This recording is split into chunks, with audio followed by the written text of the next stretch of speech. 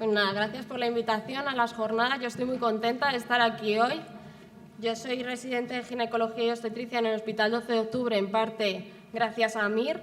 Así es que para mí es un honor poder estar aquí explicando la especialidad y haciendo que si la elegís, pues que sea con las menores incertidumbres posibles sobre ella. ¿Qué deciros sobre ginecología y obstetricia? Pues que es una especialidad médico-quirúrgica, que es una especialidad, incluso podría decir médico-intervencionista quirúrgica. Toca absolutamente todos los palos. La ginecología y la obstetricia tienen bastante poco que ver entre sí, salvo los órganos a los que afecta. Es que es una especialidad bastante variada. ¿Y qué vais a ver si la elegís? Pues a nivel de obstetricia vais a ver desde embarazo de bajo riesgo hasta embarazo de alto riesgo, que es una de las partes más médicas de la especialidad, porque va a haber mujeres con cualquier tipo de patología que se van a quedar embarazadas, incluso patologías que a priori contraindicarían el embarazo, como son la hipertensión pulmonar o algunas cardiopatías, pues se van a quedar embarazadas. Y vosotros vais a tener que saber cómo afecta esa enfermedad al embarazo y al parto, y vais a tener que saber qué fármacos se pueden o no dar durante el embarazo para que junto con el especialista se pueda hacer un seguimiento óptimo de la embarazada. Por otra parte, a nivel del paritorio, pues es muy manual, mucha actividad con las manos. Vais a tener que saber cómo y cuándo se deben aplicar unas ventosas, un forceps, unas espátulas, cuándo hacer una cesárea, que salvo en el hospital del señor del Mir, que solo se hacen en los cefálicas caramento posterior, pues hay otras muchas indicaciones urgentes de cesárea. Además, hay una parte que no tiene nada que ver con todo esto, que es la parte de ecografía, que hay una parte de ecografía ginecológica y luego está la obstétrica, que es muy compleja. De hecho, la gente que se mete en esto se suele superespecializar, porque al feto hay que mirarlo desde el cerebro hasta los dedos de los pies, hasta el sexo, que es lo que te van a preguntar los papás cuando salgan de allí. Entonces, hay que saber cómo son todos los órganos y además cómo se modifican todos los órganos a lo largo de todo el embarazo, y es muy amplia. Y además también los ecografistas se meten en quirófano, porque son los que hacen los intervencionismos fetales, que esto se hace poquito, en poquitos hospitales, no es fundamental para la residencia ni mucho menos, pero tenéis que saber que hasta ahí llega también la obstetricia.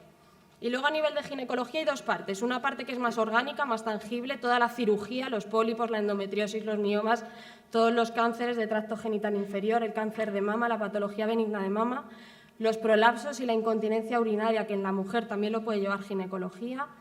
Y luego hay un área que es la parte de ginecología funcional, que es lo que más aparece en endocrinología dentro de gine, que es la parte de esterilidad, la menopausia, los trastornos hormonales en la mujer. Por lo que si tengo que definir mi especialidad en unas palabras, es muy variada. Entonces, ¿qué ventajas nos da esta variedad? Pues el hecho de que sepamos un poco de diagnóstico, un poco de tratamiento médico, un poco de intervencionismo y un poco de quirófano, hace que prácticamente todo el proceso asistencial lo puedas llevar tú. Es una especialidad muy autosuficiente y bastante independiente, que es verdad que va a estar en colaboración con otros especialistas, pues lo que os digo del embarazo de alto riesgo, pues con el cardiólogo. También vas a tener, pues si un cáncer de ovario infiltra el colon, tiene que venir el cirujano general a quitar ese trozo de colon. Por lo tanto, vais a tener contacto, pero en el día a día generalmente sois muy autosuficientes y muy independientes.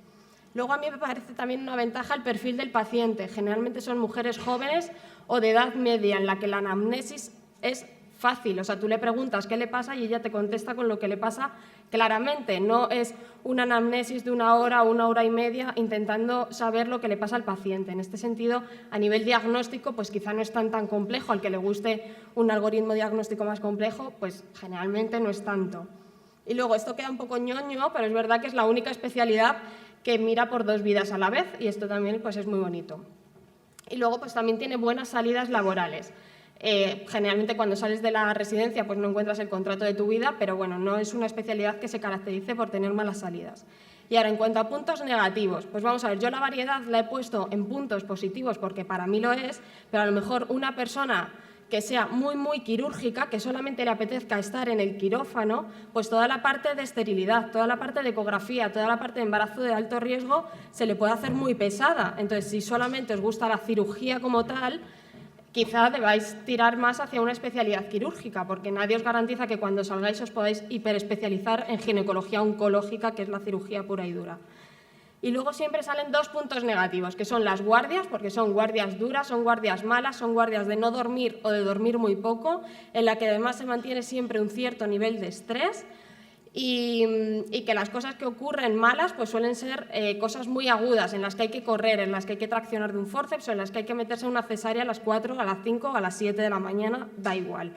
Entonces son guardias bastante duras. Entonces esto hace que cuando algo sale bien, pues te vas súper contento a casa porque es muy, muy bonita, pero cuando algo sale mal, pues son verdaderos dramas. Principalmente en obstetricia son verdaderos dramas. Cuando se muere un feto, cuando una mamá se queda mal y se va a la UCI o hay que quitarle el útero y además ha perdido al feto, con lo cual ni este feto ni va a poder volver a tener hijos, son auténticos dramas, ¿vale? Esto tampoco ocurre todos los días, pero sí que ocurre y lo vais a ver. Y por lo tanto, cuando esto pasa, os vais con el nudo en la garganta a vuestra casa, ¿vale?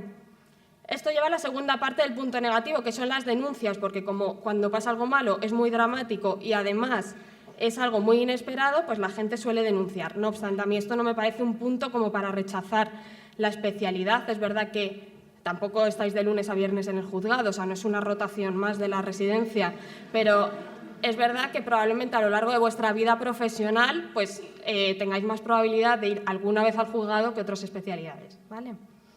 En cuanto a la residencia, sabéis que son 4 años y además, como es una especialidad tan variada y que solamente tiene 4 años para prepararse, de lleno, desde R1 vais a entrar en ginecología y obstetricia. No es como otras especialidades que de R1 rotáis por otros sitios y de R2 entráis en la especialidad. No, desde R1 en gine y obstetricia.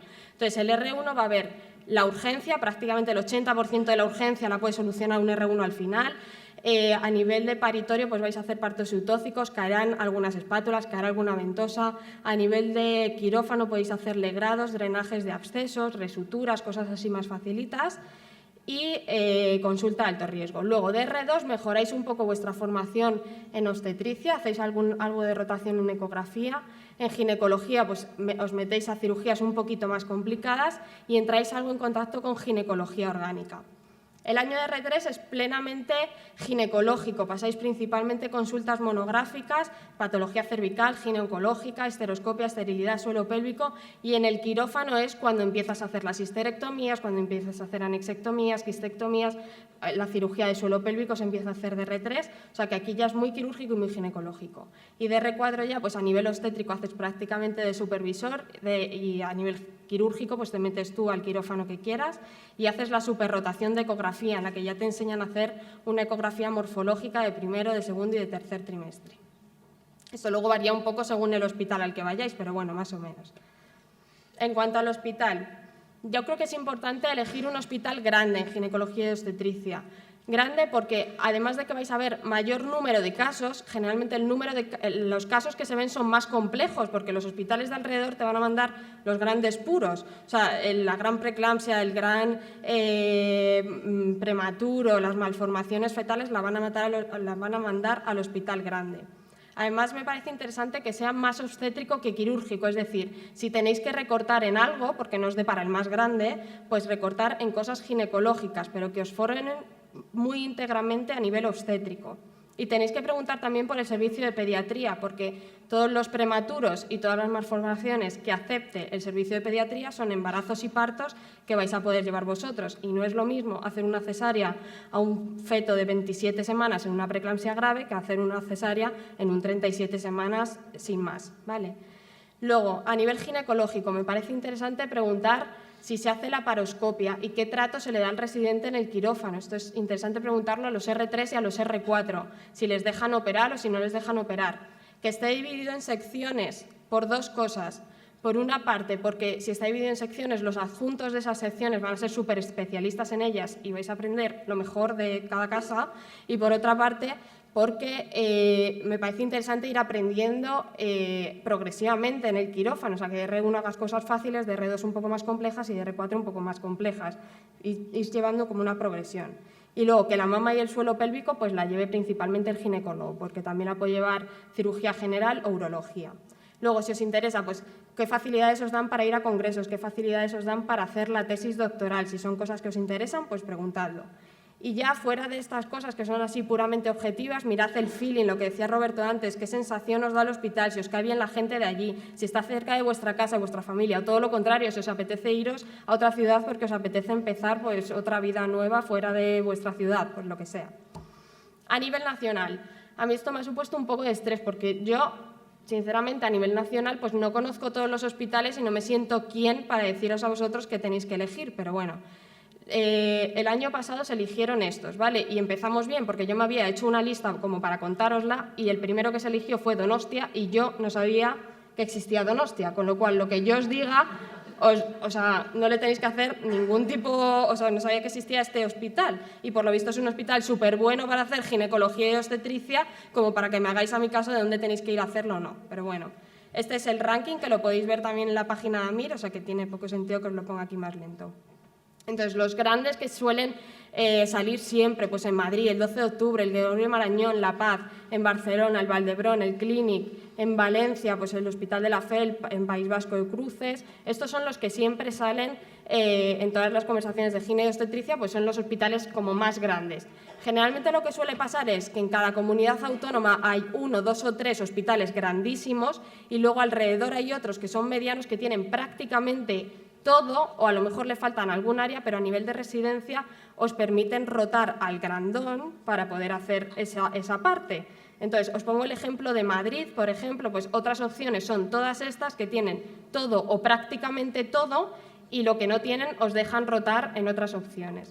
Con lo que os tenéis que quedar es que con menos de un 3.000, en general se elige una buena plaza de ginecología, incluso con un 3.646 el año pasado, pues se eligió plaza. O sea que no es especialmente cara en cuanto a número MIR se refiere.